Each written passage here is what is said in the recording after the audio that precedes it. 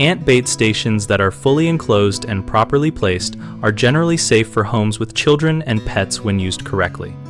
Ant bait stations work by enclosing the toxic bait so only foraging ants access it and carry it back to the colony.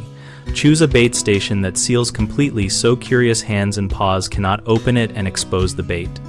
Place stations out of reach on high shelves, behind appliances, or taped along baseboards in areas children and pets never access. Monitor stations daily and wipe any residue with a damp cloth while wearing gloves. Immediately remove and replace any station that appears chewed or damaged. Use baits with lower toxicity when possible and follow label directions for quantity and placement to avoid overuse. Keep product containers stored in a locked cabinet and read the active ingredient so you can inform medical professionals if exposure occurs. A common mistake is leaving bait stations on the floor where toddlers and pets can knock them over or try to open them.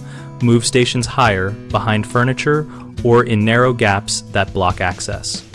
Another issue is assuming all bait types work the same, which wastes time.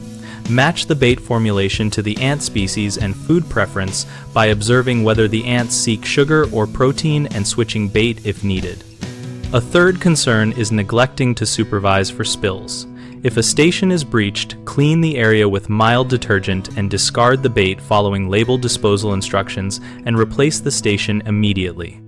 On BigHomeProjects.com, we help homeowners find local contractors and tradespersons who can advise on safe indoor pest control and installation details.